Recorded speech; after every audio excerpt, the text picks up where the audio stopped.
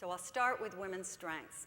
To talk about that, I need to go back a little bit and give you some background on how I got interested in researching and talking about, and learning about, writing about women's leadership.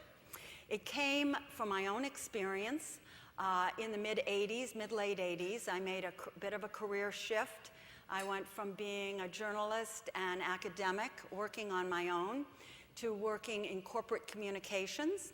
And now I was in the big real world, and I wondered what I needed to learn in order not only to fit in, but to have some real influence and power in organizations that felt at times overwhelming to me.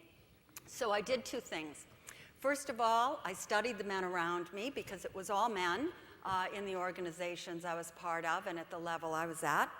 And secondly, I read a lot of books which were being written in the 70s and 80s for women power and how to get it, that type of book, and to try to see what I could learn.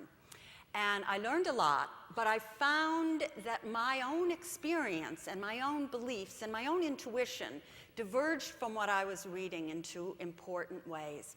First of all, everything I read emphasized the negative.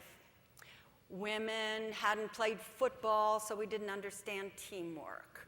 We didn't use sports metaphors routinely, so we couldn't motivate teams. We hadn't been naval pilots, so we didn't have a leadership presence. There was an endless emphasis on how women were, to some extent, handicapped for the workplace. And as I mentioned last night at the Founders' Dinner, women seem to provide an inexhaustible market for books about what is wrong with them. We're very eager to buy those. But I felt in this case, women who love too much, love the wrong people, whatever. But I felt that in this case, that by having a negative slant on this, that we could really squander an opportunity. The other thing I noticed in everything that I read was that there was a presumption that none of this was going to change. Somehow, one half of the human race was going to come into organizations in significant numbers, and everything was going to remain the same, and we were just going to have to totally adapt. If it moves, one of the books I read that was most popular there said, if it moves, salute it, leave your values at home, you're in the Army now if you're in a big corporate environment. And I thought, well, first of all, I don't really believe that it's not going to change. And secondly, it was very apparent that the nature of the technologies that we were using were going to be driving significant change in any case, and that for women to adapt to the model of leadership that had been in place in the industrial era would not only feel inauthentic to many of us, but could also land us in a bad place as organizations began to change.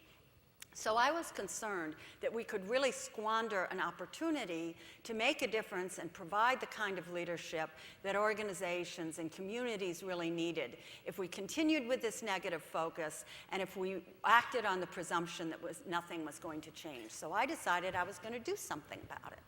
And what I did was began a series of diary studies of some of America's best women leaders. My idea was that I wanted to be able to share with organizations what they could learn from how superb women leaders did things. That was the research that became the book, The Female Advantage.